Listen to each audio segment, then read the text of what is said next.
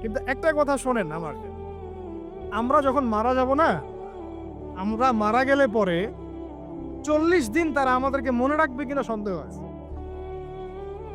বিশ্বাস করছেন না? এই যে আমাদের অনেক আত্মীয় স্বজন মারা গেছে না, বছরে একটা বারো কি কবরস্থানে কেউ গিয়েছে? হয়তো যায়, মৃত্যুবার্ষিকী ওই দিন যায়, তাই না? দেখেন আমরা কিন্তু আস্তে আস্তে ভুলে গিয়েছি তাদেরকে, আমরা ব্যস্ত হয়ে গেছি। ঠিক একইভাবে তারাও আমাদেরকে ভুলে যাবে। এই জন্যই আমি বারবার আপনাদেরকে মনে করে একটা কথা, আমার জীবন থেকে উপলব্ধি করি একটা কথা, যে একমাত্র আল্লাহ ছাড়া এই পৃথিবীতে এবং পরকালে আমাদের আপন বলে কেউ নাই। বাকি সবাই সবার স্বার্থের জন্য আছে। মানুষ মানুষের অবস্থানকেই মূল্যায়ন করে, মানুষ মানুষের অবস্থানকেই মূল্যায়ন করে। আল্লাহ রাব্বুল আলামিন আপনার ভিতরটাকে ভালোবাসেন। দেখেন আপনি যখন নামাজ পড়েন নাই, আল্লাহ পাক কিন্তু আপনাকে ধ্বংস করে দেন নাই। আল্লাহ পরম করুণাময় আপনাকে হেদায়েত দিয়ে নামাজি বানিয়ে দিয়েছেন। জীবনে অনেক পাপ করেছেন, ইনস্ট্যান্ট আল্লাহ পাক শাস্তি দিতে পারতেন, আল্লাহ পাক দেন নাই। আল্লাহ আপনাকে ভালোবাসেন, আল্লাহ আমাকে ভালোবাসেন। আল্লাহ পাকের এই ভালোবাসার ঋণটা শোধ করার জন্য হলেও নামাজি হয়ে যান। আল্লাহর পথে ফিরে আসেন, দিনের জন্য কিছু করেন, দিনের ফিকির করেন, পড়াশোনা করেন। প্রিয় ভাইরা, আল্লাহ পাক তৌফিক দান করুন। দেখুন, এই রিবা থেকে দূরে থাকার জন্য একটা হাদিস যথেষ্ট, যে 4 শ্রেণীর মানুষকে আল্লাহ রাসূল সাল্লাল্লাহু আলাইহি ওয়াসাল্লাম লাআনত করেছেন, অভিশাপ দিয়েছেন। ইনশাআল্লাহ আজকের লেকচার যাদের কানে যাবে, আমরা যদি না খেয়েও মরে যাই, আল্লাহ পাক না খেয়ে মারবেন না ইনশাআল্লাহ। রিজিক আছে, খাবো ইনশাআল্লাহ। কিন্তু হয়তো বা অভাব হবে, টাকা পয়সা একটু কম হতে পারে, অন্যের 10 তলা ফ্ল্যাট হবে, আমার হবে না। ঠিক আছে, অন্যের এত বিঘা বিঘা জমি আমার হয়তো হবে না। কিন্তু ইনশাআল্লাহ তাআলা এই যে দুনিয়ার মুসাফিরের জীবনটা, এটা মুসাফিরের জীবন না? মুসাফিরের জীবনটা কেটেই যাবে ইনশাআল্লাহ। কাটবে না? যে কোনো ভাবে কেটে তো যাবেই ইনশাআল্লাহ। এই যে পরকালের জীবনটা একটা চেতনার শক্তি, জানেন? দুনিয়াতে যত বাধা বিপত্তি আসুক, গাল মন্দ খান, গীবত তহমত খান, কষ্ট হোক, নির্যাতন হোক, একটা বিষয় মনের মধ্যে শান্তি দেয়। কি শান্তি? যে এই দুনিয়ার জীবনটা তো আর চিরস্থায়ী নয়, এটা তো আর সারা জীবন থাকবে না।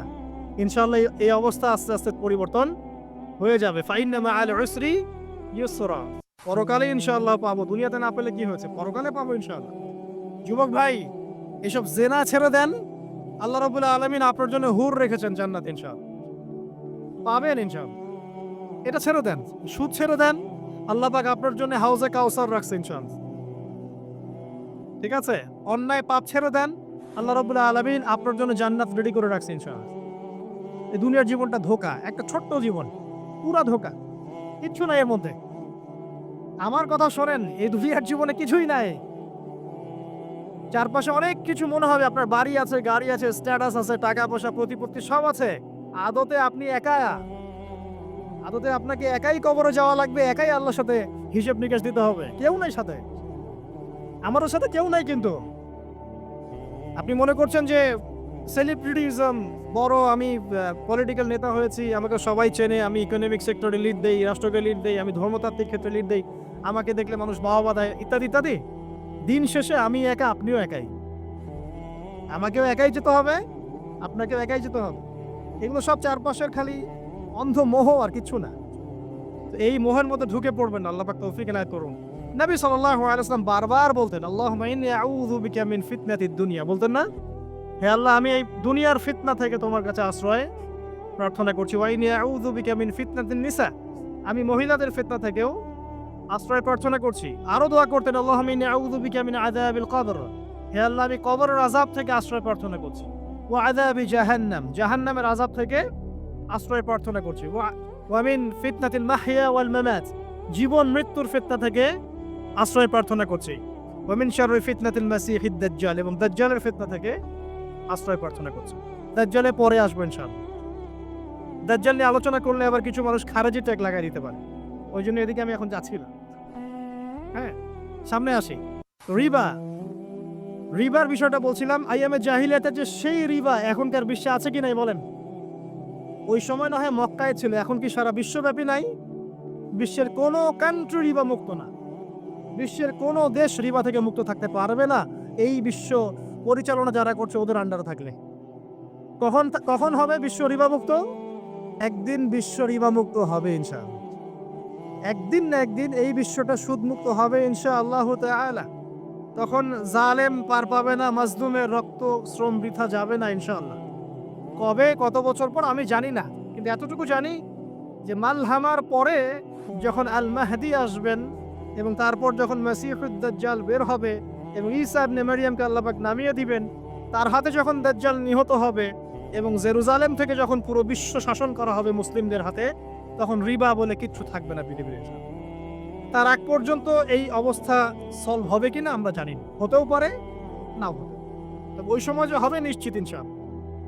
আসুন, আইয়ামে জাহিলিয়াতের আরেকটা বড় পাপ ছিল যে এক ভাই বলেছে, সেটা হচ্ছে নারীর অবমাননা। কে বলেছে এই কথাটা? সামনে একজন। হ্যাঁ, আইয়ামে জাহিলিয়াতের অন্যতম একটা সেরা পাপ ছিল কি? নারীর অবমাননা। এটা নিয়ে কি বলতে হবে? এখন ধর্মের মধ্যেও আমরা নারীদেরকে অবমাননা করছি। বহু নামাজি ব্যক্তি আছে আমাদের মধ্যে, দেখবেন বোনের সম্পত্তি দেয় নাই। মেয়েকে শিক্ষিত করতে চাচ্ছেন না। কেন চাচ্ছেন না? ওর কি অধিকার নাই শিক্ষার? আপনি কি জানেন যে আয়েশা রাদিয়াল্লাহু আনহার কাছে বহু সাহাবী হাদিসের তালিম নিয়েছেন, বহু হাদিস শিখিয়েছেন কে? মা আয়েশা রাদিয়াল্লাহু আনহা। তো তিনি যদি শিক্ষিত না হতেন, শেখাতে পারতেন? তো মেয়েদের শিক্ষার দরকার আছে না? হ্যাঁ, কি বিষয় দরকার? তাদের উপযুক্ত পরিবেশ নিশ্চিত করতে হবে, নিরাপত্তা, পর্দা এগুলো নিশ্চিত করতে হবে। তারপরে মেয়েদেরকে আপনি অবশ্যই শিক্ষিত করুন। ঘরের কোণে বসে রাখতে কে বলেছে? আপনি নিরাপদ পরিবেশ দেন, পর্দা দেন, তারা মাদ্রাসা যাবে, পড়াশোনা করুন। ঠিক আছে? আল্লাহ পাক আমাদের মা বোনদেরকে শিক্ষিত করার তৌফিক দান করুন, আমিন। ভালো ভালো কোয়ালিটি সম্পন্ন মহিলা মাদ্রাসা গড়ে তোলেন। আর মেয়েরা যদি শিক্ষিত না হয়, তাহলে আমাদের বাড়ির বউরা শিক্ষিত হবেন। আর বউ শিক্ষিত না হলে আপনি একা শিক্ষিত হয়ে লাভ নাই। তখন ওই যে বললাম টর্চার সেল, ওই টর্চার সেলে ঢুকতে হবে আর কি। কথা বুঝতে পারছেন না? আগে বিয়ে শাদী করেন, বুঝবেন ইনশাআল্লাহ। আর যারা করেছেন তারা অলরেডি হাসছে যে মিটমিট করে দেন। ঠিক আছে? আচ্ছা, সামনে আসেন। দেখেন মেয়েদের অবমাননা কিভাবে দেখাবো। সবচেয়ে বড় অবমাননা হচ্ছে ওদের দেহটাকে আমরা এখন পণ্য বানিয়েছি। এই যে পর্নোগ্রাফি দেখেন, এই মেয়েগুলোর ইজ্জতের কোনো দাম নাই। মানে তাদের দেহটাকে একটা ব্যবসার সামগ্রী বানানো হয়েছে। এবং আমি একটা লেকচার দিয়েছিলাম ঢাকায়, নীল দর্পণ, দেখবেন অনলাইনে আছে। ওখানে আমি স্ট্যাটিস্টিক দেখিয়েছি যে সারা বিশ্বে এই যে আমেরিকায় শুধুমাত্র $12 বিলিয়ন ব্যবসা করে পর্ন দিয়ে। এটা একটা ব্যবসা, একটা ইন্ডাস্ট্রি। যেমন ফিল্ম ইন্ডাস্ট্রি আছে, আপনার গানের ইন্ডাস্ট্রি আছে না, এরকম একটা ইন্ডাস্ট্রি হচ্ছে এই পর্ন ইন্ডাস্ট্রি। এখানে সবাই অ্যাক্ট্রেস, এরা হচ্ছে অভিনেতা অভিনেত্রী। এখানে যা দেখানো হয় এগুলো কিন্তু রিয়েল না, বাস্তব না, সব ফেক। বুঝতে পারছেন না কথা? এগুলো অভিনয়, এগুলো ফেক। এবং এটা একটা ইন্ডাস্ট্রি, এর মধ্য দিয়ে মেয়েদের দেহটাকে পণ্য বানিয়ে সারা বিশ্বে ব্যবসা করছে। এবং এর একটা অন্যতম উদ্দেশ্য হচ্ছে মুসলিম যুবকদের ঈমান যেন নষ্ট করা যায়। কারণ মুসলিম যুবকদের ঈমান চলে গেলে তারা নিশ্চিন্ত যে ওদের পথে আর কেউ বাধা নাই। কারণ ওদের এই জুলুমের পথে বাধা যদি কেউ দিতে পারে, তাহলে কারা দিবে? মুসলিমরা। আর মুসলিমদের মধ্যে সবচেয়ে শৌর্য বীর্য কাদের মধ্যে থাকে? যুবকদের মধ্যে। যুবকদের ঈমান যদি চলে যায়, তাহলে এদের আর কোনো সমস্যা নাই। এই বিষয়টা খেয়াল করবেন যে এটা একটা ইন্ডাস্ট্রি। সো এখানে আমরা মেয়েদের দেহটাকে আমরা কি বানিয়েছি? পণ্য বানিয়ে দিয়েছি। আর এখন তো চলছে কাপড় খোলা সংস্কৃতি। প্রত্যেকটা সেক্টরে আপনি গিয়ে দেখবেন মেয়েদের ইজ্জত, সম্মান, আব্রুটাকে উন্মুক্ত করে এটাকে দিয়ে আমরা বিজনেস করছি। এটাকে বিজনেস। এখানে সমাধান কি? সমাধান আয়েশা রাদিয়াল্লাহু আনহা। সমাধান কে? সমাধান ফাতিমা রাদিয়াল্লাহু আনহা। সমাধান খাদিজা রাদিয়াল্লাহু আনহা। আমাদের মা, আমাদের বোন, আমাদের স্ত্রীদেরকে তাদের মতো করে মানুষ করতে হবে, গড়ে তুলতে হবে ইনশাআল্লাহ। দেখবেন নারীর সত্যিকারের সম্মান নিশ্চিত হবে ইনশাআল্লাহ। ইসলাম কি কখনো বলেছে যে মেয়েরা কাজ করতে পারবে না, পড়াশোনা করতে পারবে না ইত্যাদি? এই নাস্তিকরা তথ্যন্ত যুক্তি দিয়ে আক্রমণ করে। কে বলেছে সমস্যা? এমন ইসলামিক স্টেট আছে যেখানে একটা স্টুডিও, মনে করি স্টুডিও, ছবি তোলা হয়, কথার কথা, সেখানে সব কর্মী মহিলা, কোনো পুরুষ নাই। একটা মাদ্রাসা, সমস্ত কর্মী মহিলা, কোনো পুরুষ নাই। একটা স্কুল, সবাই মহিলা, কোনো পুরুষ নাই। ওখানে মেয়েরাই পড়ে, মেয়েরাই শেখায়। জায়েজ না জায়েজ বলেন? একটা নিরাপদ পরিবেশে যদি মেয়েরাই মেয়েদের দায়িত্ব নিয়ে পড়াশোনা করায়, ব্যবসা করে, অন্য কিছু করে, জায়েজ না জায়েজ? তাহলে পরিবেশ নিশ্চিত করাটা হচ্ছে চ্যালেঞ্জ। ইসলাম বলছে না যে আপনি তাকে একদম অজ্ঞ করে রেখে ঘরের কোণে ফেলায় রেখে দেন, তাকে আপনি পড়াশোনাও শেখাবেন না, সম্পত্তির অধিকারও দিবেন না, কিছুই না। এগুলো ইসলাম কখনো বলেনি। বলেছে? আরে বোকা মানুষ, রাসূলুল্লাহ সাল্লাল্লাহু আলাইহি ওয়াসাল্লামের সময় তো মহিলা সাহাবীরা উহুদের যুদ্ধ করেছে। কি শুনলেন? রাসূল সাল্লাল্লাহু আলাইহি ওয়াসাল্লামের সময় মহিলা সাহাবী উহুদের যুদ্ধও করেছে। উহুদের যুদ্ধের নাম শুনেছেন? ওখানে মহিলা সাহাবীও ছিল তীরন্দাজ। তাহলে মহিলাটা কি করে নাই নবীর যুগে? খাদিজা রাদিয়াল্লাহু আনহা যত বড় ব্যবসায়ী ছিলেন, এখন এত বড় ব্যবসায়ী পাবেন? কোন মেয়ে আছে এত বড় ব্যবসায়ী? উসমান রাদিয়াল্লাহু আনহু যত বড় বিজনেসম্যান ছিলেন, এখন এত বড় বিজনেসম্যান আছে? তো কি ছিল না সেই স্বর্ণযুগে? ওই স্বর্ণযুগের সুন্নতি আমাদেরকে আমল করতে হবে। আল্লাহ পাক তৌফিক এনায়েত করুন, আমিন। প্রিয় মা ও বোনেরা, পর্দা ছাড়বেন না। আপনাদের জন্য 4টা কাজ: স্বামীর আনুগত্য করা, লজ্জাস্থানের হেফাজত করা, আপনার 5 ওয়াক্ত সালাত ঠিকঠাক মতো আদায় করা এবং রমজান মাসে সাওম রাখা। নবীজি বলেছেন সাল্লাল্লাহু আলাইহি ওয়াসাল্লাম, জান্নাতের যে কোনো দরজা দিয়ে ইচ্ছা আপনি প্রবেশ করতে পারবেন। আপনার জন্য সহজ। আর স্বামীর আনুগত্য বলতে আমি বুঝাইনি স্বামীর দাসত্ব করতে হবে, এটা বলি নাকি। এখনকার কিছু ফ্যামিলিস্ট মেয়ে আছে, ওরা আনুগত্য শব্দ মনে হয় যে দাসত্ব মনে হয়। আনুগত্য দাসত্ব এক জিনিস না। আনুগত্য কি? স্বামী কোরআন সুন্নাহর অনুকূলে কোনো কথা বলেছে, আপনি মানবেন। স্বামী বলছে পর্দা করো, তোমাকে ভালোবেসে বলছি তুমি পর্দা করো, তুমি আমার অনেক প্রিয় একজন মানুষ, তুমি বেপর্দায় বাইরে যাবা, লোকজন দেখবে, কেমন হয়? ঠিক আছে, তোমাকে তো আমিই বিয়ে করেছি, তুমি আমার, মানুষ তোমাকে দেখবে কেন? ঠিক আছে, তো এখন স্বামী ভালো কথা বলেছে, আপনি শুনলেন, এটা আনুগত্য। আর ওই স্বামী যদি বলে আসো তো আমার কলিগরা এসেছে, ওকে খাবার সার্ভ করতে হবে, আসো খাবারটা পরিবেশন করো, এখন আপনি বেপর্দা হয়ে আপনার স্বামীর কলিগের সামনে খাবার পরিবেশন করতে শুরু করলেন, এটা কি আনুগত্য করতে হবে? এটা তখন আপনি আনুগত্য করবেন না। সিম্পল, কোরআন সুন্নাহর অনুগত কাজে আপনি স্বামীর আনুগত্য করবেন, বিপরীতে গেলে আপনি করবেন না। স্বামীর আনুগত্য মানে স্বামীর দাসত্ব নয়। আর এই হাদিসটা আপনি কেন ভুলে যান যে আল্লাহ রাসূল সাল্লাল্লাহু আলাইহি ওয়াসাল্লাম বলেছেন, আল্লাহ ছাড়া যদি কাউকে সেজদা করা যেত, সম্মান বুঝাচ্ছেন, আল্লাহ ছাড়া যদি কাউকে সেজদা করা জায়েজ হতো, আমি মেয়েদেরকে বলতাম যেন স্বামীকে সেজদা করে। কেন? কারণ আপনাকে রেসপন্সিবিলিটি, আপনার খাবার, আপনার ফুড, আপনার শেল্টার, আপনার মানে পুরো দায় দায়িত্ব নিজের হাড় ভাঙা পরিশ্রম দিয়ে, জীবনের ঝুঁকি নিয়ে স্বামী আপনার জন্য করে। সে আপনার সম্মান পাওয়ার যোগ্য তো? সে কি আপনার সম্মান পাওয়ার যোগ্য নয়? আপনি যদি সম্মানের হক আদায় না করতে পারেন তাহলে আপনি অকৃতজ্ঞ। আর অকৃতজ্ঞ মেয়ে কখনো জান্নাতে যাবে? একটা হাদিসে আছে, বেশিরভাগ মেয়ে জাহান্নামে যাওয়ার অন্যতম কারণ হচ্ছে তারা স্বামীর সাথে কুফরি করে। কি করে? মানে সারা জীবন স্বামী ভালোবেসে যায়, ভরণ পোষণ দিয়ে যায়, সব চাহিদা পূরণ করে যায়, একদিন দেখবেন কথা কাটাকাটি হয়েছে, ওই দিন বলে বসবে যে তোমার কাছে আমি কিচ্ছু পাইনি সারাদিন। এই যে কুফরি, এই কারণে তারা জাহান্নামে যেতে পারে বেশি, আল্লাহ হেফাজত করুন। আরেকটা কারণ হচ্ছে যে বেপর্দা। আপনাকে 4টা মূলনীতি ফলো করতে হবে। 1, এমন কোনো পোশাক পরবেন না যে পোশাকটা আঁটো-সাঁটো, যেটা পরলে আপনার গায়ের কাঠামো বোঝা যায়। এটা বোরখা হলেও পরা যাবে না। আমি কি বুঝাতে পারছি? ডিজিটাল বোরখা দেখেন নাই? দেখছেন? মাশাআল্লাহ। আর কারা কারা দেখছেন? এদিকে চোখ বেশি যায় না? আচ্ছা, এমনি দেখা যায়, চোখ দিতে হয় না, এমনি দেখা যায়। ডিজিটাল বোরখা চলবে না, ডিজিটাল বোরখা চলবে না। আমার মত, এটা আমি মত দিচ্ছি, আমি আল্লাহর রাস্তায় সময় দিয়েছি অনেক দিন, এবং এখানে যে পর্দাটা শেখানো হয় এরকম পর্দা আমি অন্য কোথাও দেখিনি। এত চমৎকার পর্দা শেখানো হয়। কারা কারা সময় লাগিয়েছেন? 3 দিন 7 দিন সময় দিয়েছেন কারা কারা? বেশিরভাগই দেন নাই, সমস্যা নাই, দিতে হবে। আমি বাধ্যতামূলক বলিনি আপনাকে, বলেছি এখানে পর্দা শেখানো হয়, চমৎকার পর্দা শেখানো হয়, যে এখানে চোখটা পর্যন্ত তাদের ঢেকে রাখার তালিম দেওয়া হয়। যাই হোক, যেখানেই শেখেন, অ্যাটলিস্ট পর্দাটা শিখলেই হলো। এমন পোশাক হবে না যেই পোশাকটা আঁটো-সাঁটো, যেটা পরে আপনার গায়ের কাঠামো বোঝা যায়। 2 নম্বরে এমন পোশাক পরা যাবে না যে পোশাকটা পরলে বাহির থেকে ভিতরের অঙ্গ দেখা যায়। দেখেছেন? দেখেন নাই? দেখছেন হুজুর? আচ্ছা, আপনারা তো সব দেখেন দেখি।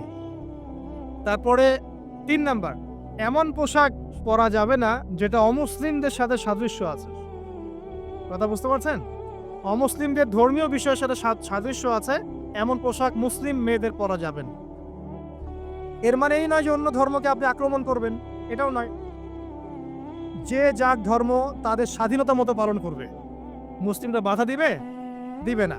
মুসলিমরা দাওয়াত দিতে পারে। কি করতে পারে? দাওয়াত দিতে পারে যে ভাই যে লা ইলাহা ইল্লাল্লাহর কনসেপ্ট আপনাকে বুঝাচ্ছি, আল্লাহ ছাড়া কোনো মাবুদ নাই, মুহাম্মদ সাল্লাল্লাহু আলাইহি ওয়াসাল্লাম সর্বশেষ রাসূল, এই কোরআন পড়ুন, হাদিস পড়ুন, দেখুন এটাই হচ্ছে মানবতার মুক্তির সনদ। এরপর যদি সে ইসলাম কবুল করে আলহামদুলিল্লাহ, যদি না করে এর হিসাব কে দিবে? সে নিজে দিবে। এর হিসাব কি আমাকে দেওয়া লাগবে? দেওয়া লাগবে না। তো অমুসলিমদের সাথে সাদৃশ্য আছে এমন পোশাক চলবে না। আর 4 হচ্ছে পুরুষরা মেয়েদের পোশাক পরতে পারবে না, মেয়েরা পুরুষদের পোশাক পরতে পারবে না। জি, আপনাদেরকেই বলছি, আপনারা জিন্স পরতে পারবেন না, মেয়েদেরকে বলছি, এবং টি শার্ট পরতে পারবেন না।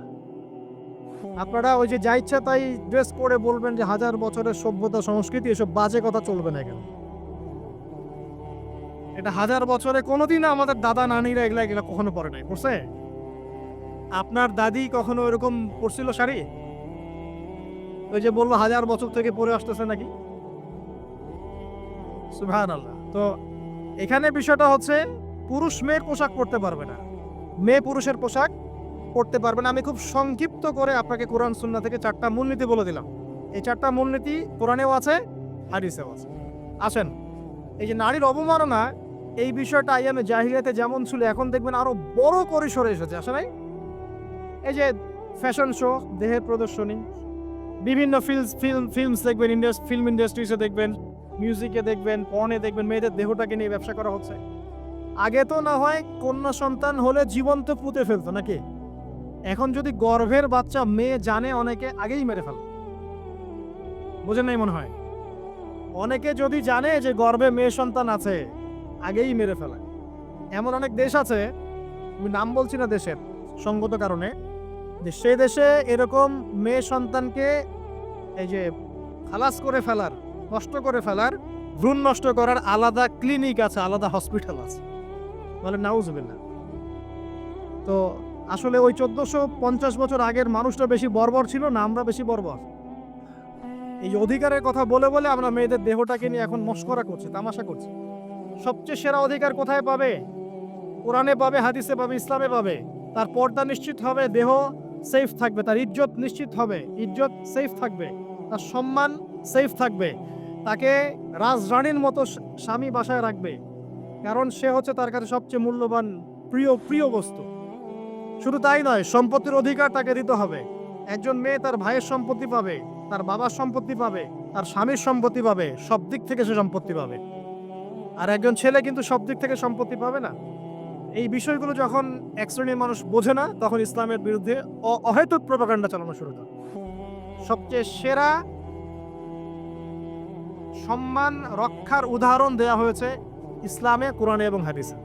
এই কথাটা আপনাদের মা বোনদেরকে বুঝাবেন, তবে নম্রতার সাথে বুঝাবেন, কারণ উচ্চবাচ্য করলে তারা কথা শুনবে না। আর আল্লাহ রাসূল সাল্লাল্লাহু আলাইহি ওয়াসাল্লাম বলেছেন, কিছুটা বাঁকা হাত দিয়ে তাদেরকে তৈরি করা হয়েছে। যদি আপনি শক্ত করে চাপ দিতে যান তাহলে ভেঙে যাবে, আর যদি আপনি ওই অবস্থায় ছেড়ে দেন তাহলে বাঁকাই থেকে যান। এখানে আপনাকে হিকমা অবলম্বন করতে হবে। আল্লাহ পাক তৌফিক দান করুন। একটা বিষয় বলছিলাম, ওই যে শিরকের পাপ এখন গ্লোবালাইজেশন হয়েছে না, ওই সুদের পাপ এখন গ্লোবালাইজেশন হয়েছে না। গ্লোবালাইজেশন বোঝেন? মানে বিশ্বায়ন, পুরো বিশ্বে ছড়িয়ে পড়েছে না। আরেকটা হচ্ছে এই যে মেয়েদের অবমাননা, এটা সারা বিশ্বে ছড়িয়ে পড়ে নাই? আচ্ছা, আর দুটা বলবো, এরপর বলে আমি শেষের দিকে যাচ্ছি। আসা, একটা হচ্ছে মাদক। আইয়ামে জাহিলিয়াতের অন্যতম সেরা পাপ ছিল কি? মাদক। ওই যে বলছেন জাহিলি যুগ, কেন বলছেন জাহিলি যুগ? বিকজ ওইখানে মাদক খেত মানুষ বেশি। এখন বলেন, ওখানে না হয় মক্কায় মাদক খেত মানুষ, এখন সারা বিশ্বে মাদক ছড়িয়ে পড়ে নাই? বেশি না কম? এখন এই যে নতুন নতুন মাদক আসছে, ইয়াবা, আরো নাকি কি কি আসছে নতুন নতুন, আমরা নামও জানি না। এই যে গাজার নাম জানি, ফেন্সিডিলের নাম জানি, আর কি কি আছে, হিরোইন, বলেন না দু একটা, আফিম, আর কি আছে? হ্যাঁ, রেন্ডি, সুবহানাল্লাহ, এই নামও কখনো শুনি নাই আমি। আচ্ছা, শোনেন, বিষয়টা হচ্ছে, দেখুন এই বিষয়টা কি হালাল না হারাম? আচ্ছা, এটাকে যদি আমরা হালাল করে নেই তাহলে কি হবে? কুফরি হবে না শিরক হবে? শিরক কুফর দুটোই হচ্ছে। কিন্তু এখন মক্কার কিছু মানুষ মাদক খেয়েছে বুঝলাম, আল্লাহ রাব্বুল আলামিন ধাপে ধাপে এখান থেকে বের করেছেন। প্রথমে বলেছেন মদ খেয়ে নামাজের ধার কাছে যেও না। হ্যাঁ, তারপরে বলেছেন এই যে মাদকে কিছুটা উপকার আছে কিন্তু বেশি ক্ষতি। তারপর বলেছেন খেয়ে নামাজের কাছে যেও না। তারপর ধাপে ধাপে শেষের দিকে এসে আল্লাহ পাক বলেছেন যে এটাকে ছেড়ে দাও। সূরা মাইদায় পড়ে দেখেন এটা শয়তানের কাজ। তখন সাহাবায়ে কেরাম রাদিয়াল্লাহু আনহুম পুরোপুরি মাদক থেকে নিজেদেরকে মুক্ত করলেন। এরপরে কি কখনো তারা মাদক ছুঁয়েও দেখেছেন? বরং মাদক দ্রব্য সেবন করলে 40টা লাঠি বেত্রাঘাত করতে হয় ইসলামিক শাস্তি। কয়টা লাঠি? আর ওমর রাদিয়াল্লাহু আনহুর সময়ে 40 লাঠিকে বাড়িয়ে 80 লাঠি করা হয়েছে। কত লাঠি? 80 লাঠি। কিন্তু আরো একটা পাপের শাস্তি আছে, বলবো? অপবাদ, এখন যেটা বেশি দেওয়া হয়, অপবাদ, মিথ্যা অপবাদ, সতী সাধী নারীর উপরে মিথ্যা অপবাদ, এর শাস্তি হচ্ছে 80 লাঠি। আবার 100 লাঠির শাস্তি আছে, 100 লাঠি। এটা কিসের জানেন? জিনা, জিনা। এই যে যারা করছেন এর শাস্তি হচ্ছে 100 লাঠি। তাও জনসমক্ষে দিতে হবে, গোপনে না। আর 1 বছরের জন্য এলাকা ছাড়া করতে হবে। রজম একটা শাস্তি আছে, রজম। এটা কি? রজম মানে পাথর নিক্ষেপ করে হত্যা। এটা তো বর্বর, তাই না? অমানবিক, মধ্যযুগীয়। এসব কথা শুনছেন না? শোনেন, কিছু কিছু বিষয় আছে যে বিষয়গুলো করার পরে এই পৃথিবীতে মানুষ বেঁচে থাকার অধিকারটা হারিয়ে ফেলে। কথা বুঝতে পারছেন না? কিছু কিছু পাপ আছে, এগুলো করলে পরে মানুষ এই পৃথিবীতে বেঁচে থাকার অধিকারটা হারায় ফেলে। যেমন কোনো বিবাহিত ব্যক্তি যদি জেনা করে, নাউজুবিল্লাহ। কোনো ছেলে যদি কোনো ছেলের সাথে যৌন সম্পর্ক করে, সমকামী করে, বা এটাকে গে মানে যেটা কি বলে, সমকামিতা, ঠিক আছে? এই কাজ যদি কেউ করে, নোংরা কাজ যদি কেউ করে, কোনো মেয়ে যদি কোনো মেয়ের সাথে এরকম কোনো কাজ করে, একই পাপ। এইসব পাপ করলে পরে এই পৃথিবীতে বেঁচে থাকার অধিকারটা সে হারিয়ে ফেলে। কথা কি বুঝতে পারছেন? আচ্ছা, তখন শাস্তি হচ্ছে আল্লাহ রাব্বুল আলামিন পাথর নিক্ষেপ করে হত্যা করতে বলেছেন। কারণ হচ্ছে সে এত গর্হিত একটা কাজ করেছে যেটা এই শাস্তি পাওয়ার সম্পূর্ণ যোগ্য। এবং কওমে লূত নামে যে কওম ছিল, ওই কওমটাকে আসমানে উঠিয়ে আল্লাহ পাক পাথর বর্ষণ করে এভাবেই শেষ করে দিয়েছে। জর্ডান একটা দেশ আছে না, জর্ডান? জর্ডানের পাশে ডেড সি নামে একটা জায়গা আছে, ডেড সি, মৃত সাগর। ওইখানে সাদুম নামে একটা গোত্র থাকতো। কোন গোত্র? সাদুম। ওই সাদুম গোত্র এরকম সমকামী ছিল। আল্লাহ রাব্বুল আলামিন লূত আলাইহিস সালামকে পাঠিয়েছিলেন, তারা হেদায়েতের বাণী শোনে নাই। আল্লাহ পাক ওদেরকে আসমানে উঠিয়ে পাথর নিক্ষেপ করে উল্টা দিকে দাফন করে দিয়েছেন। নাউজুবিল্লাহ। কিছু কিছু পাপ আল্লাহ পাক সহ্য করেন না, আল্লাহ পাকের আরশ কেঁপে ওঠে। এই পাপগুলো সেরকম পাপ। কথা বুঝতে পারছেন? তো এই যে জিনা, পর্নোগ্রাফি, ব্যভিচার, পরকে, এগুলোর মধ্য দিয়ে আমরা নারীর অবমাননা করছি না?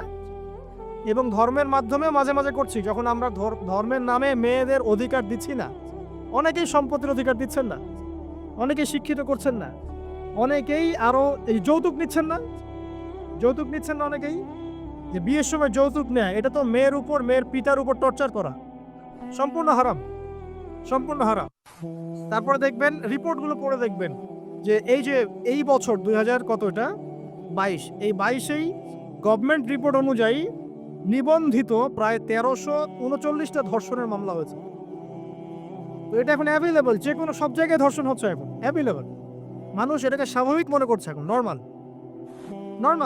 ধর্ষণ হতেই পারে, মানুষ এখন এমন মনে করছে। প্রত্যেক দিন পেপার খুলবেন, দেখবেন রেপের খবর। প্রত্যেক দিন খবর শুনবেন ধর্ষণের খবর।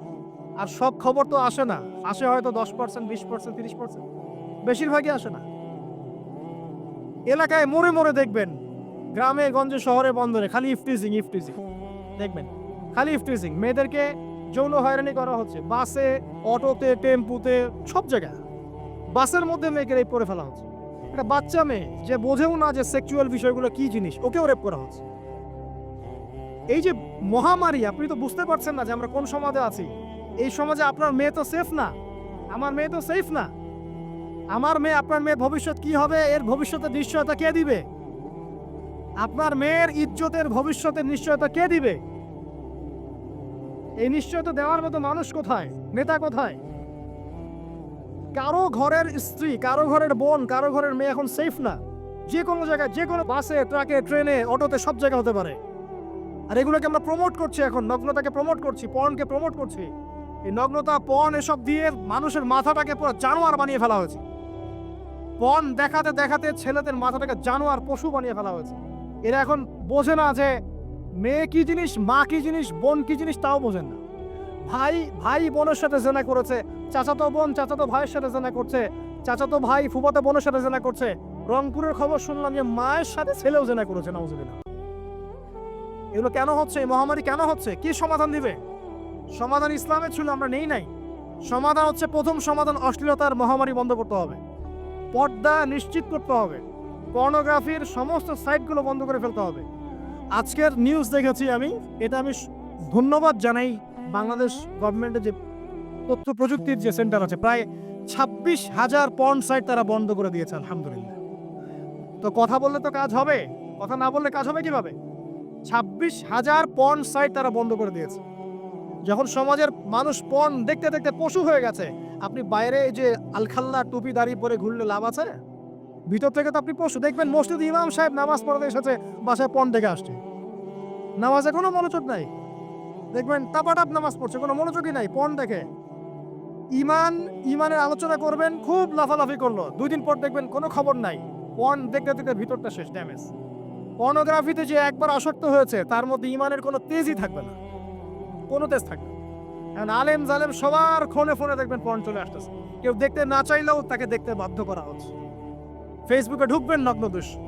এই নগ্নতা দিয়ে, এই পর্নোগ্রাফি দিয়ে, এই যে মিডিয়ার মধ্যে দিয়ে প্রমোটিংটা দিয়ে ব্যভিচার ছড়িয়ে দেয়া, জেনা ছড়িয়ে দেয়া, অশ্লীলতা ছড়িয়ে দেয়া, পরকীয়া ছড়িয়ে দেয়া, এর মধ্য দিয়ে নারীর সম্মান, দেহ, ইজ্জতকে আমরা এখন রাস্তার সাথে মিশিয়ে দিয়েছি। কিসের অধিকারের কথা বলছে? কিসের নারী অধিকারের কথা বলছে? খালি ডিগ্রি সার্টিফিকেট অর্জন করতে পারলেই অধিকার হয়? আমার তো ইজ্জতই ঠিক থাকলো না, আমার অধিকার কোথায় থাকলো? একটা সার্টিফিকেট অর্জন করার জন্য কলেজের মেয়েদেরকে বড় বড় নেতার বেডরুমে ঢুকানো হচ্ছে, দেখেন নাই? তো একটা সার্টিফিকেট অর্জন করতেই হবে আমাকে, নিজের ইজ্জত বিক্রি করে দিয়ে হলেও আমার সার্টিফিকেট অর্জন করতেই হবে। লাথি মারি এসব পড়াশোনার পিছনে, দরকার নেই আমার পড়াশোনা। করছে বাসায়, এলাকায় এলাকায় মহিলা মাদ্রাসা করেন, মাদ্রাসায় মেয়েদেরকে পড়ান। আমি খুব দুঃখের সাথে বলছি, অনেক মাদ্রাসাতেও এরকম ঘটনা কিন্তু ঘটেছে না? এখানে একটা কথা আমরা পরিষ্কার করতে চাই, সেটা হলো যে পাপ পাপী, রেপি, ধর্ষণী, সে আলেম করুক আর জালেম করুক, ইমাম করুক আর জালেম করুক, ফাসেক করুক, সবাইকে সমান শাস্তি নিশ্চিত করতে হবে। আর শাস্তি হবে দৃষ্টান্তমূলক, যেন আরো 10 জন দেখে শিক্ষা নেয়। ওই যে ইসলামে আছে না হাত কেটে ফেলা, কি কারণে বলেন তো?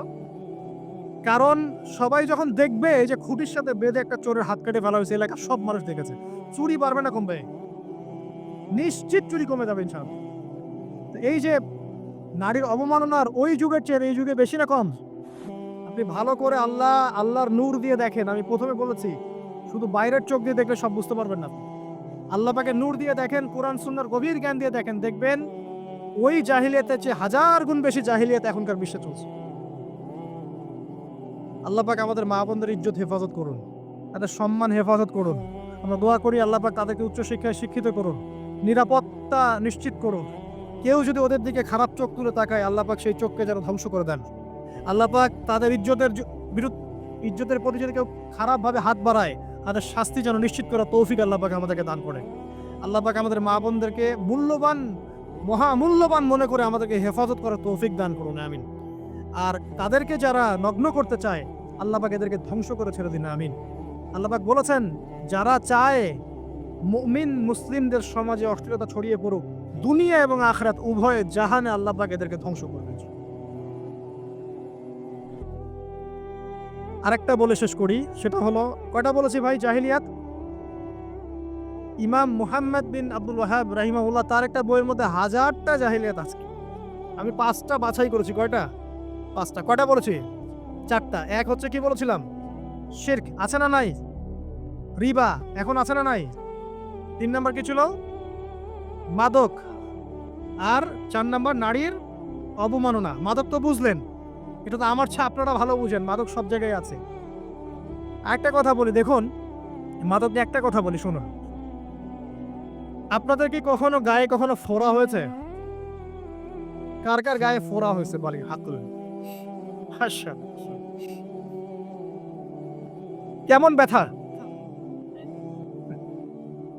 ফোড়া ফেটে গেলে কি বের হয়? রক্ত আর পুঁজ বের হয়, তাই তো? তো নবী সাল্লাল্লাহু আলাইহি ওয়াসাল্লামকে সাহাবীরা পরে জিজ্ঞাসা করলেন, ইয়া রাসূলুল্লাহ, কোন পাপের কারণে তাদেরকে এই শাস্তি দেওয়া হচ্ছে?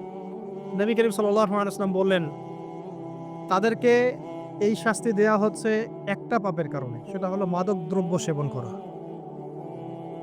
আর ওই পানীয়টার নামও নবীজি বলে গেলেন, তার নাম হচ্ছে তিনাতুল খাবাল। কি নাম? তিনাতুল খাবাল। এই তিনাতুল খাবাল মানে জাহান্নামীত রক্ত এবং পুঁজ, এটা খেতে দেয়া হচ্ছে মাদকদ্রব্য সেবনকারীদের জন্য। আল্লাহ রাসূল সাল্লাল্লাহু আলাইহি ওয়াসাল্লাম বলেছেন, কোনো ব্যক্তি যদি মাদক সেবন করে তার 40 দিনের নামাজ কবুল হবে না। সে যদি আবার তওবা করে ফিরে আসে, আল্লাহ পাক মাফ করে দিবেন ইনশাআল্লাহ। যদি আবারও মাদক খায়, আবার 40 দিনের নামাজ কবুল হবে না। তারপর যদি আবার তওবা করে, আবার আল্লাহ মাফ করে দিবেন ইনশাআল্লাহ। তারপর যদি আবার মাদক খায়, আবার 40 দিনের নামাজ কবুল হবে না। তারপর যদি আবার তওবা করে, আবার আল্লাহ মাফ করে দিবেন। তারপরে যদি আবার মাদক খায়, তখন আল্লাহ রাব্বুল আলামিন তাকে তিনাতুল খাবাল পান করান। প্রিয় ভাইরা, আপনারা মুসলিম না? আমরা মুসলিম না? মুসলিম যুবকদের সবচেয়ে সেরা অস্ত্র হচ্ছে ঈমান এবং নৈতিকতা। অন্যরা জাহিলিয়াতের স্রোতে ভেসে যাক, মুসলিম তরুণরা কখনো জাহিলিয়াতে যাবে না ইনশাআল্লাহ। আমার সাথে ওয়াদা করেন যে কোনো প্রকার মাদক দ্রব্যের সাথে সংশ্লিষ্ট থাকবেন না। একটা সিগারেটেও কখনো টান দিবেন না। কারণ সিগারেটটা কি? সিগারেট আপনাকে আস্তে আস্তে অন্য মাদকের দিকে নিয়ে যাবে। সিগারেট খাওয়া শিখেছিস, এখন গাঁজাও খা। গাঁজা খাওয়া শিখলে এখন ওটা খা, এই করতে থাকি। এক পর্যায়ে আপনি এখান থেকে আর বেরোতে পারবেন। এখানে আপনার দেহের ক্ষতি, আপনার মস্তিষ্কের ক্ষতি, আপনার পরিবারের ক্ষতি। এমন আপনি যদি পরবর্তীতে গিয়ে পরিবার গঠন করতে চান, আপনি সুখী পরিবারও গঠন করতে পারবেন না, কারণ ভিতর থেকে আপনি নিজেকে শেষ করে ফেলছেন। দুইটা ভয়ঙ্কর পাপের কথা বলে দেই। এই দুইটা পাপে যারা আসক্ত হয়ে আছে, তারা তওবা করে ফিরে আসলে পরেও সারা জীবন তাদেরকে এটা সাফার করতে হবে। কথা বুঝতে পারছেন না? তওবা করে ফিরে এসেছেন মনে করে, তারপরেও আপনাকে সারা জীবন এই পাপের ফলটা ভোগ করতে হবে। এক, মাদকদ্রব্য দীর্ঘদিন সেবন করেছেন, তওবা করেছেন, ফিরে এসেছেন, আল্লাহ হয়তো মাফ করে দিয়েছেন, আল্লাহ পাক মাফ করে দিয়েছেন, বাট আপনি আপনার দেহের যে ক্ষতিটা করে ফেলেছেন, এটা পোষাতে পারবেন না। এক নাম্বার। দুই, তখন আপনি যদি বিয়ে করেন, আপনি স্ত্রীকে সন্তুষ্ট করতে পারবেন না। হ্যাঁ।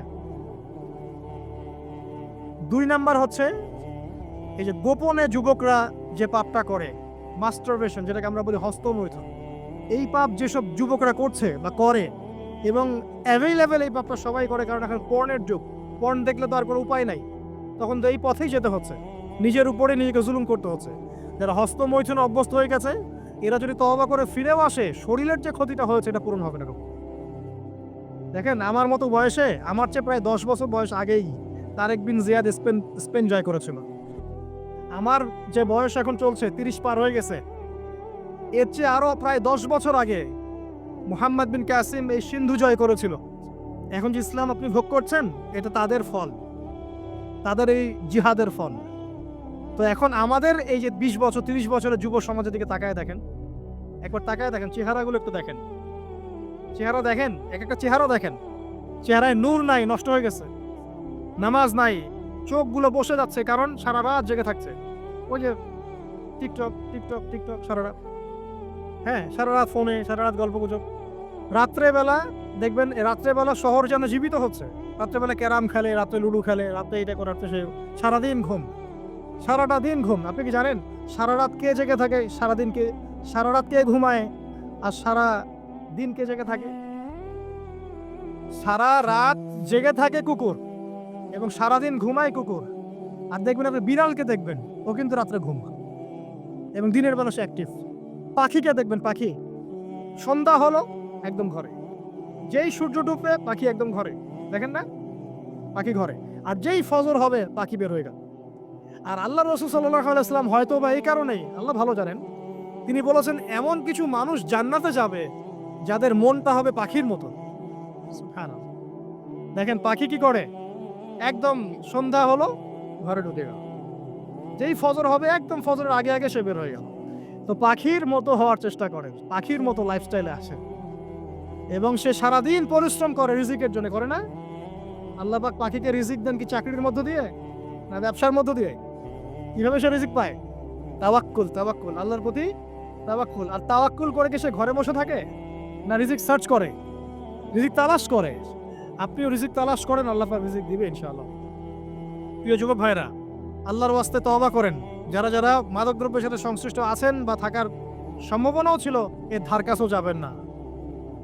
কথা করছেন তো? এবং গোপন পাপে লিপ্ত হবেন না, গোপন পাপে লিপ্ত হবেন না। আপনি যৌবনকে ধরে রাখেন, ইনশাআল্লাহ দেখবেন আপনি সারা জীবন এনজয় করতে পারবেন ইনশাআল্লাহ। কিন্তু যদি এখন নিজেকে শেষ করে ফেলেন, এখন নিজেকে শেষ করে ফেললে আপনি বিয়ে করলে পরেও দেখবেন আপনি পস্তাচ্ছেন। ওই যে কলিকাতা হারবালে যেতে হবে, মডার্ন হারবালে দৌড় দিতে হবে। আর সব হারবাল টারবাল খেয়ে লাভ হয় না। কারণ কি? কারণ আল্লাহ প্রদত্ত যে নেয়ামত সেটা আপনি নষ্ট করে ফেলেছেন। এখন এইটা আর আপনি ক্ষতিপূরণ দিতে পারবেন না। অতএব জীবনটাকে সিরিয়াসলি নেন। মুসলিম তরুণ যুবকদেরকে উদ্দেশ্য বলছি যে আপনারা কায়িক পরিশ্রম করেন, কায়িক পরিশ্রম করেন। 5 ওয়াক্ত সালাতটা আল্লাহর ওয়াস্তে নামাজে মসজিদে এসে পড়েন। বেশি কিছু করতে বলছি না ভাই, আমার কথা শোনেন, বেশি কিছু করতে বলছি না। আল্লাহর ওয়াস্তে 5 ওয়াক্ত নামাজটা মসজিদে পড়েন, পারবেন না? আচ্ছা, ডেইলি 10টা পৃষ্ঠা করে কোরআন তেলাওয়াত করেন, পারবেন? আল্লাহ তৌফিক দান করুন। ডেইলি 2-4 টাকা করে সদকা করেন, পারবেন? আচ্ছা, প্রত্যেক দিন কিছু দাওয়াতি কাজ করেন। আমর বিল মারুফ, সৎ কাজের আদেশ করবেন, নাহি আনিল মুনকার, অসৎ কাজে নিষেধ করুন। পারা যাবে ইনশাআল্লাহ। আপনি হালাল রিজিকের একটা সন্ধান খোঁজার চেষ্টা করেন, পারবেন ইনশাআল্লাহ। পড়াশোনায় নিজেকে ব্যস্ত রাখেন, লেখাপড়ায় নিজেকে ব্যস্ত রাখেন। যদি এর পাশে আপনি সময় পান, আমি বলবো আপনি খেলাধুলা করেন। যদি সময় কিছু বের করতে পারেন, কায়িক কিছু পরিশ্রম করেন, প্রয়োজনে কিছু কসরত করেন, জিম করেন, খেলাধুলা করেন। তারপরেও পড়নে যায় না, তারপরেও গার্লফ্রেন্ডের পিছনে সময় নষ্ট করেন না, তারপরেও যে টিকটক, ফেসবুক, ইউটিউব নিয়ে পড়ে থাকেন। ওগুলোর চেয়ে খেলাধুলা করা অনেক ভালো। অ্যাটলিস্ট আপনি ফিজিক্যালি ফিট থাকবেন। অনেকে বলতে পারে যে এটা না করলে হয়, এটা বাজে কাজ, সময় নষ্ট। আমি মনে করি এখনকার যুবকরা যেসব পথে সময় নষ্ট করছে, এর চাইতে অ্যাটলিস্ট খেলাধুলা করলে ভালো ছিল। একটা সময় ছিল না, আজকে থেকে 10 বছর আগে প্রচুর খেলা হতো না? ক্রিকেট হতো, ফুটবল হতো, এই ব্যাডমিন্টন হতো শীতকালে, তাই না? খেলার লিপ্ত থাকলে কিন্তু আমাদের মধ্যে একটা হৃদ্যতা, একটা বন্ড তৈরি হতো, একটা বন্ড। আমরা অনেক টুর্নামেন্ট খেলতাম না? এখন দেখবেন কিচ্ছু নাই, সব বন্ধ, খালি ফোন, সারাদিন কি ফোন। এটা আরো কি ডেঞ্জারাস না? এভাবে তাদের ফিজিক্যাল বডিটা নষ্ট হচ্ছে, মেন্টাল স্ট্রেংথটাও নষ্ট হচ্ছে। এর চেয়ে বরং তারা যদি কোনো কসরত করে, এটা অনেক ভালো হবে। এটা আমার মত, এটা আমি কোরআন সুন্নাহ থেকে কোনো কথা বলছি না। আল্লাহ পাক বোঝার তৌফিক দিক। শেষ কথা হলো যে আইয়ামে জাহিলিয়াতের আরেকটা নির্মম বর্বরতা ছিল হচ্ছে গোত্রীয় দ্বন্দ্ব। কি ছিল? গোত্রীয় দ্বন্দ্ব। এটাই দিয়ে আমি শেষ করছি। সেটা হলো কেমন গোত্রীয় দ্বন্দ্ব? মনে করেন একটা গোত্রের নাম বনু তামিম, একটার নাম বনু হানিফা, একটার নাম হচ্ছে বনু কোরাইজা, একটার নাম হচ্ছে মনে করেন বনু মাখজুম, আর একটা হচ্ছে বনু আদি। এরকম অনেক গোত্র ছিল। এই গোত্রগুলোর মধ্যে আপোষে দ্বন্দ্ব চলতো। খুব সামান্য কারণে তারা দীর্ঘস্থায়ী যুদ্ধ করত।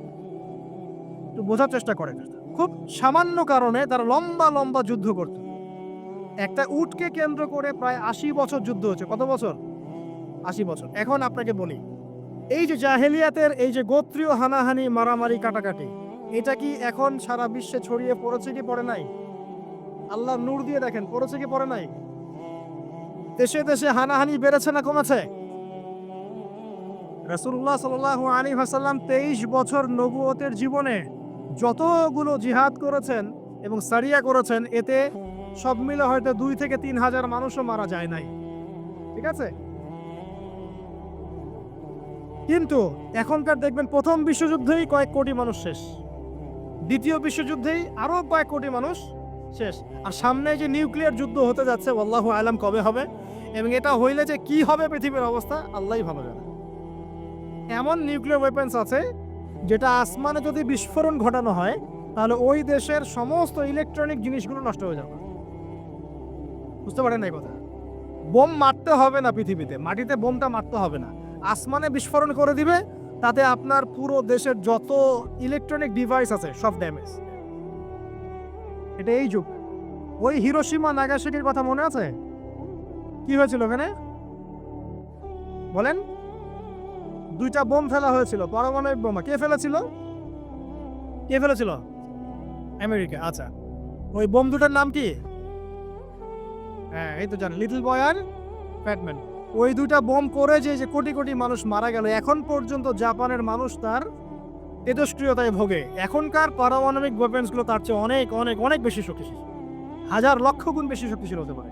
রাশিয়ার কাছে এমন সুপারসনিক মিসাইলস আছে, নিউক্লিয়ার মিসাইলস, যেগুলো শব্দের গতিবেগের চাইতেও 10 গুণ বেশি যেতে পারে। শব্দের গতিবেগ কত হার্টস বলো, তোমার সায়েন্সে পড়ো নাই? তো এই শব্দের গতিবেগের চাইতেও 10 গুণ 20 গুণ বেশি যেতে পারবে কি একটা মিসাইল। মানে মিসাইল আবার আকাশ প্রতিরক্ষা ব্যবস্থা বলে একটা কথা আছে। আকাশ প্রতিরক্ষা ব্যবস্থায় ওই মিসাইলগুলোকে ডিফেন্ড করে দেওয়া যায়, ধ্বংস করে দেওয়া যায় আকাশেই।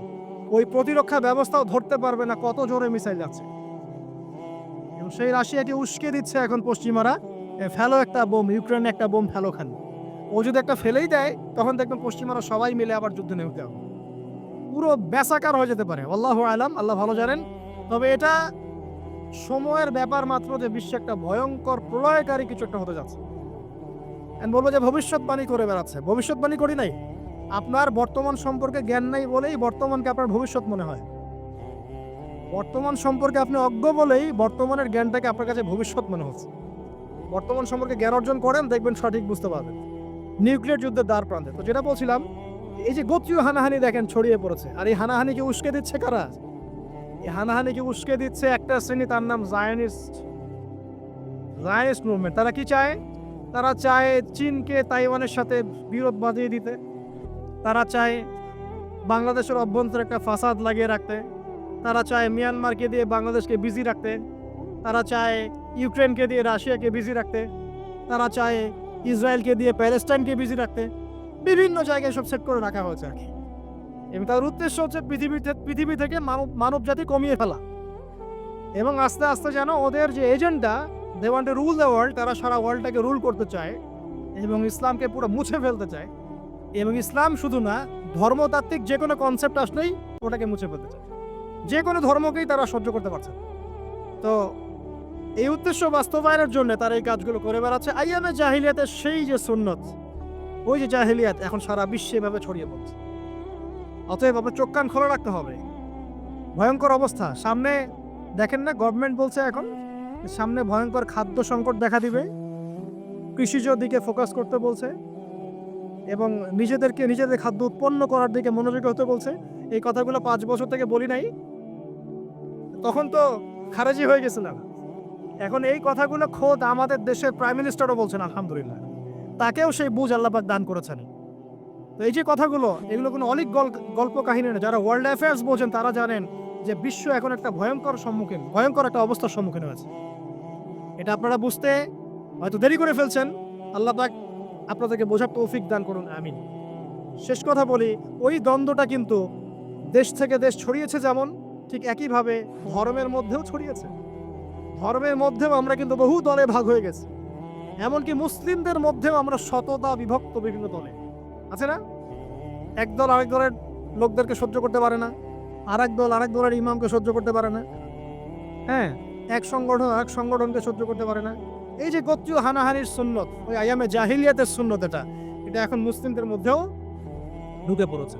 প্রিয় ভাইরা, দেখুন, আমি এক কথায় বোঝাতে চাইলাম যে জাহেলি যুগ আপনি যেটাকে বলছেন, আইয়ামে জাহিলিয়াত যেটাকে বলছেন, যে কারণে বলছেন, ওই কারণগুলো প্রত্যেকটা কারণ এখনকার বিশ্বে মজুদ আছে। শুধুমাত্র স্বল্প পরিসরে না, এখন বড় পরিসরে মজুদ আছে।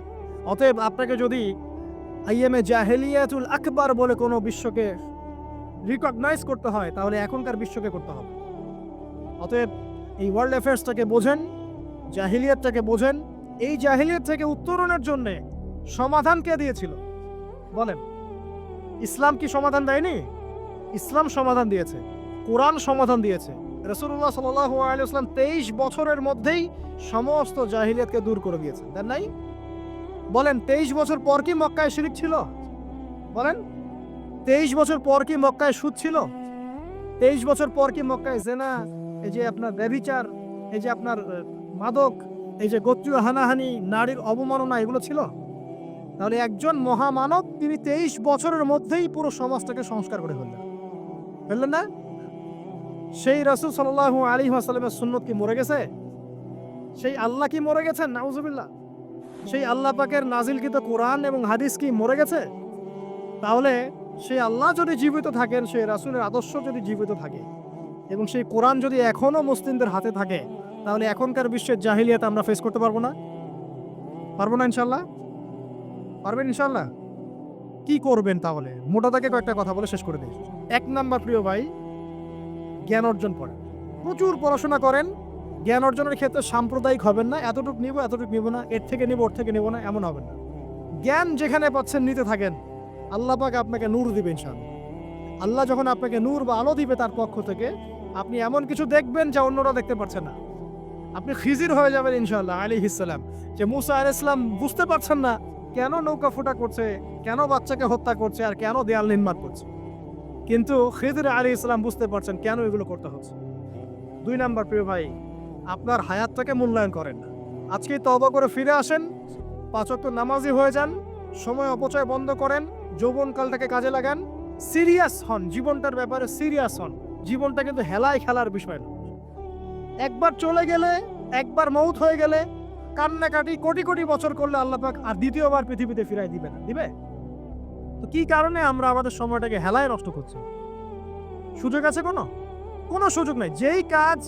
যেই কাজের পরকালীন কোনো ফায়দা নাই সেই কাজে আমি নাই। সোজা কথা বোঝেন? যেই কাজে পরকালের কোনো ফায়দা নাই সেখানে আমি না, এরকম আকীদা রাখবেন। ইলম অর্জন করবেন কেন? পরকালের ফায়দা আছে তাই। নামাজ কেন পড়বেন? পরকালে ফায়দা আছে তাই। প্রেমের সম্পর্ক করব না কেন? পরকালে ফায়দা নাই তাই। এই মিউজিক শুনবো না কেন? আমি পরকালে কোনো ফায়দা নাই তাই। আমি অহেতুক এসব টিকটকের পিছনে ঘুরবো না কেন? পরকালে কোনো ফায়দা নাই তাই। যে কাজ পরকালে ফায়দা দিবে আমি সেই কাজে আছি। পারা যাবে ইনশাআল্লাহ? আল্লাহ তৌফিক দান করুন। যুবক ভাইদেরকে আমি অনুরোধ করবো যে আপনাদের যৌবনটা আগামী মুসলিম উম্মার ভবিষ্যৎ। এই যে বলে না যে জাতির কাণ্ডারি হবে অমুক তমুক, কেউ জাতির কাণ্ডারি হতে পারবে না। জাতির কাণ্ডারি যদি হতে চায় তাহলে মুসলিম যুবকরাই হতে পারবে। যারা সারাদিন মাদকদ্রব্য সেবন করে এরা জাতিকে কিচ্ছু দিতে পারবে না। যারা সারাদিন হকি স্টিক নিয়ে ঘুরছে আর নির্মমভাবে মানুষকে মারছে এরা জীবনেও জাতিকে কিচ্ছু দিতে পারবে না। ফাসাদ সৃষ্টি করা ছাড়া কিচ্ছু করতে পারবে না। দেশকে, জাতিকে এবং উম্মাকে যদি এগিয়ে নিতে হয় শুধু মুসলিম যুবকরাই পারবে ইনশাআল্লাহ। এবং কারা পারবে? যারা অন্য ধর্মের মানুষ কিন্তু মনটা স্বচ্ছ সৎ, তারাও পারবে। যাদের মনে সততা আছে অন্য ধর্মের হলেও তারা পারবে ইনশাআল্লাহ।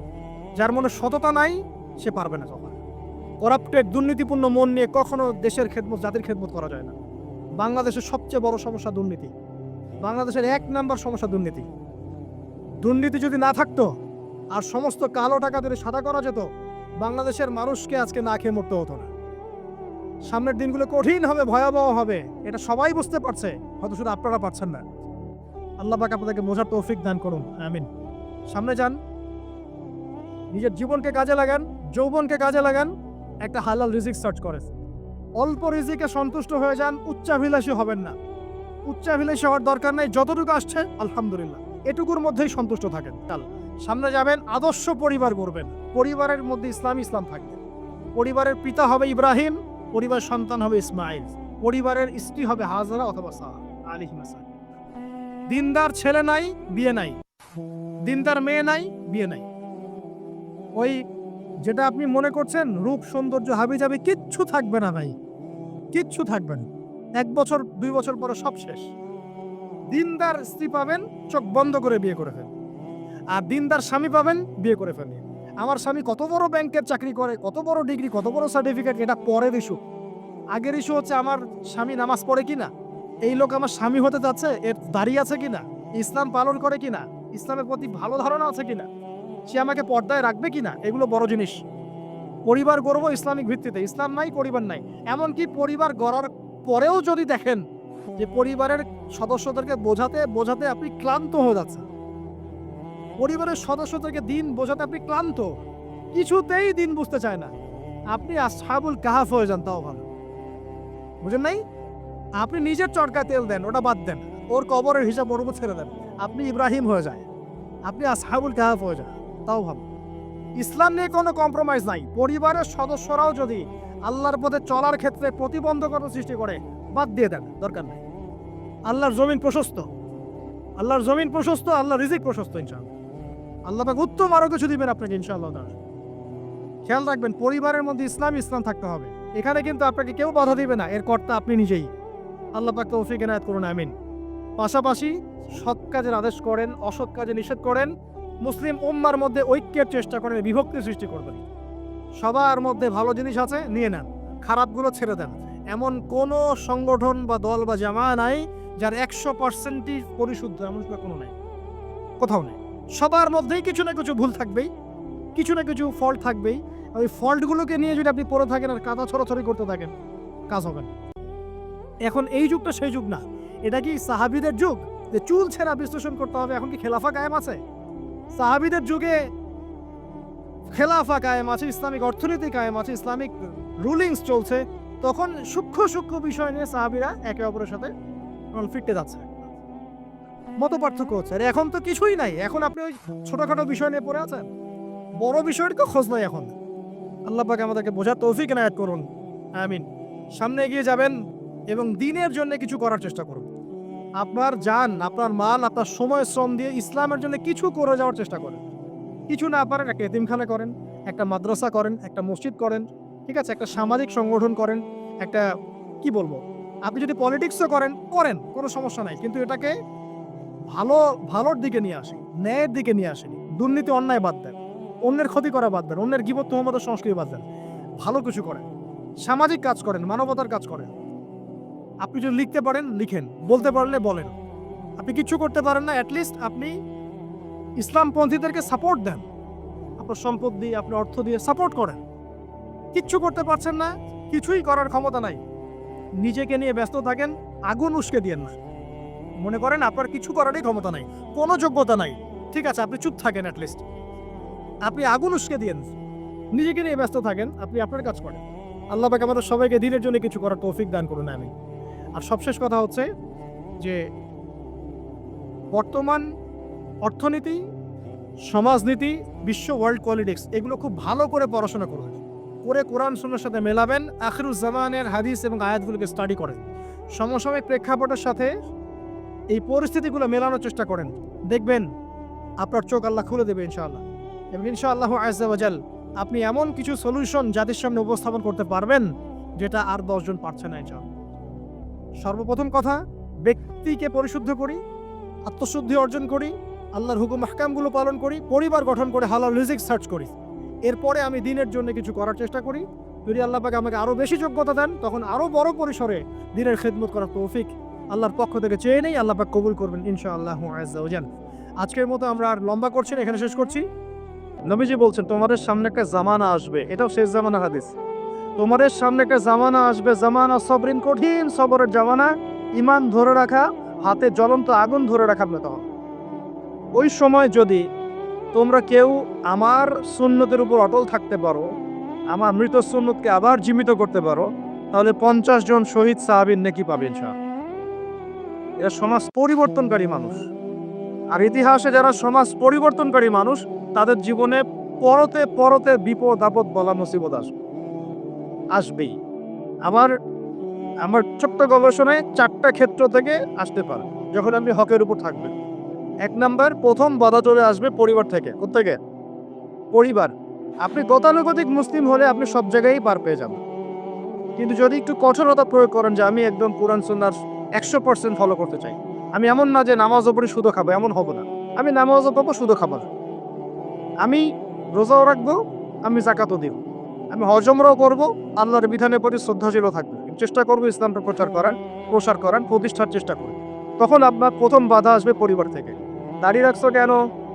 দাড়ি রাখলে তোমাকে এরকম লাগে, হ্যাঁ, তুমি চাকরির উপরে কাপড় কেন পড়লে তোমাকে অমন লাগে, আগে তো গিটার বাজাইতা, আগে তো গান গাইতা, আগে মেয়ে নিয়ে থাকতা, ভালো ছিল, এখন কেন সারাদিন বই নিয়ে পড়ে থাকো, ইসলামিক বই নিয়ে পড়ে থাকো, নামাজ দিয়ে পড়ে থাকো। হ্যাঁ, কি পরিবর্তন হলো, বাবা মার টেনশন, এখন পিতামাতার টেনশন। কেউ তো এরকম অ্যাডভার্টাইজ বানিয়ে টিভিতে দেখাচ্ছে, এগুলা দেখেন নাই? আগে ছেলে ভালো ছিল, হঠাৎ করে কি পরিবর্তন হয়ে গেল। হ্যাঁ, সুবহানাল্লাহ।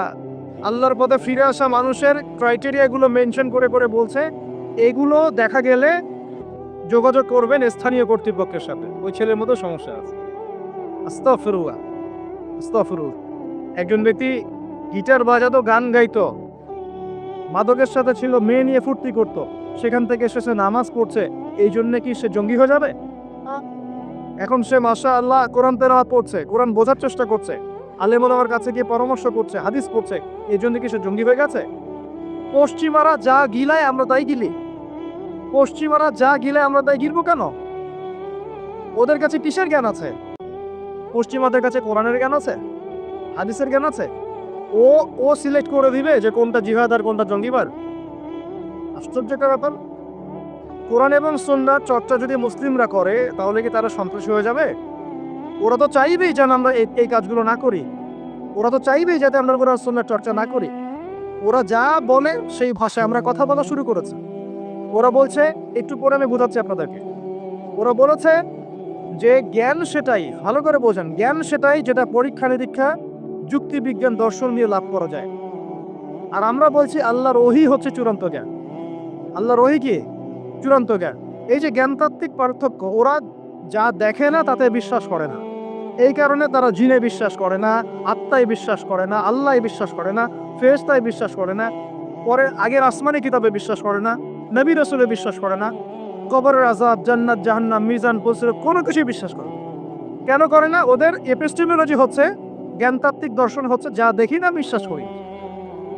ওই দর্শনটা আমরা কাট পেস্ট করে নিয়ে আমাদের ছোট ছোট বাচ্চাদেরকে এখন গিলাচ্ছে এগুলা। ওই দর্শন কেন ফলো করবো আমরা? আমাদের দর্শন হচ্ছে চূড়ান্ত জ্ঞান কার পক্ষ থেকে আসে? আল্লাহর পক্ষ থেকে আসে। আল্লাহ যা সত্য বলেছেন তাই সত্য, আল্লাহ যা মিথ্যা বলেছেন তাই মিথ্যা।